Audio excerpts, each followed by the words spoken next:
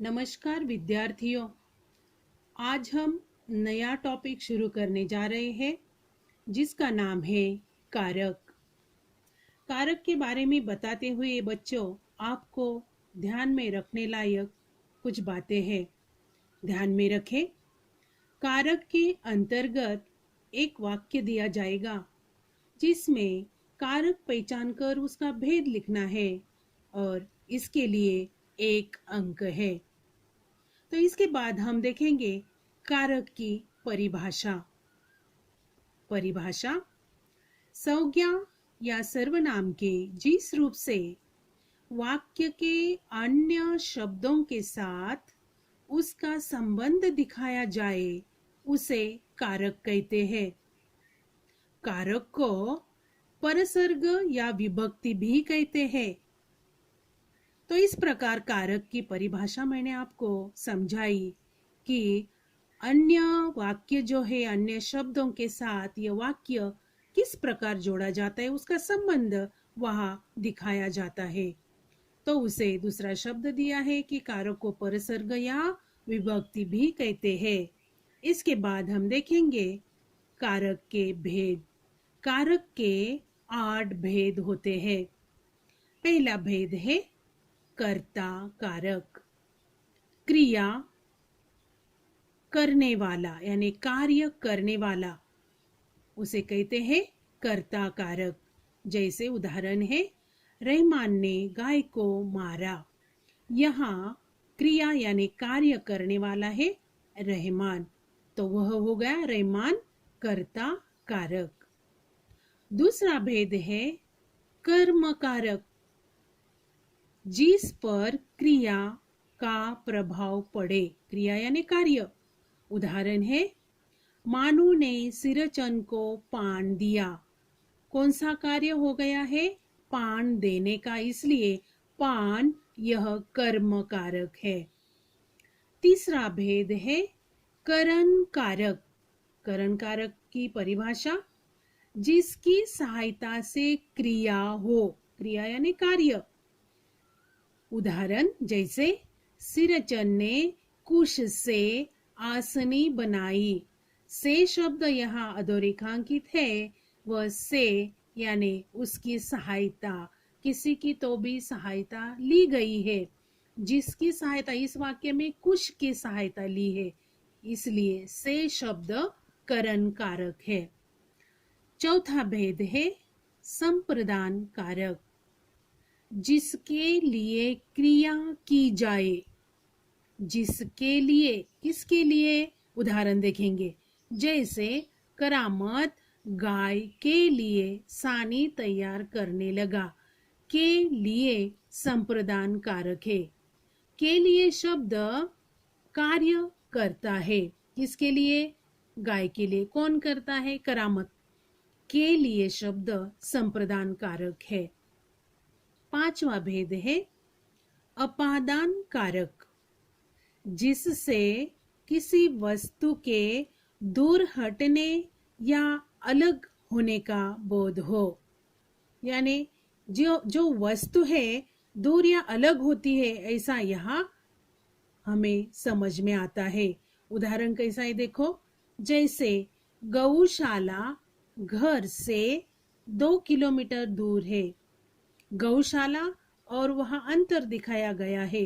कितने kilometre? 2 kilometre. कहाँ से? घर से। से शब्द अपादान कारक है।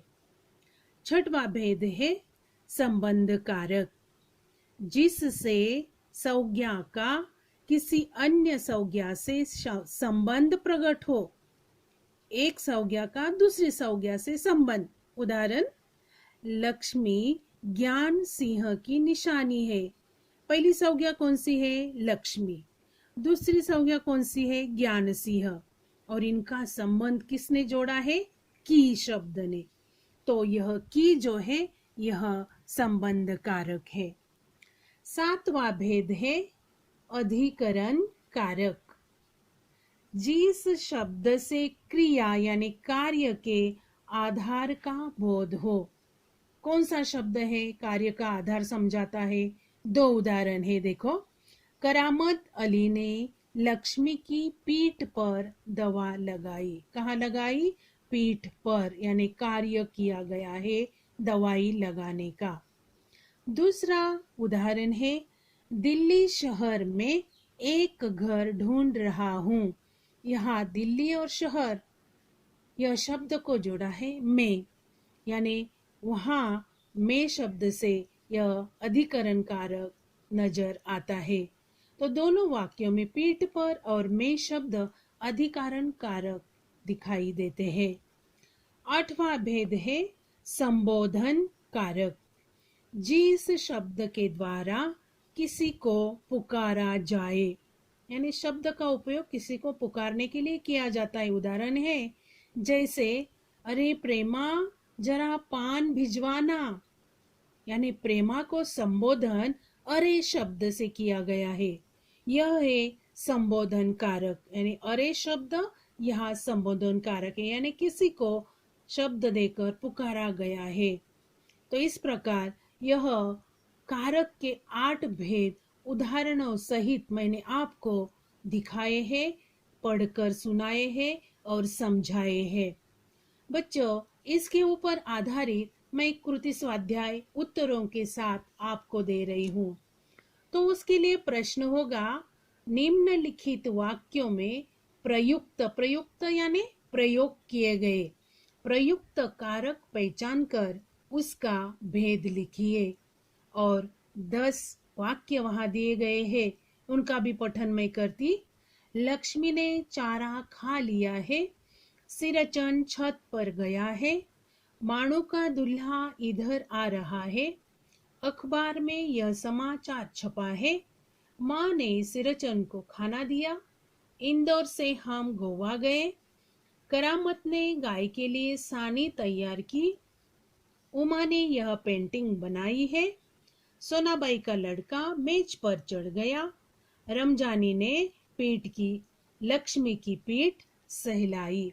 तो इस प्रकार यह 10 वाक्य जो दिए हैं उसमें कारक प्रयुक्त कारक का उपयोग किया गया है। वह कारक तुम्हें निकालकर उसका भेद तुम्हें लिखना है, जो कि मैंने उत्तरों के साथ आपको दिया है।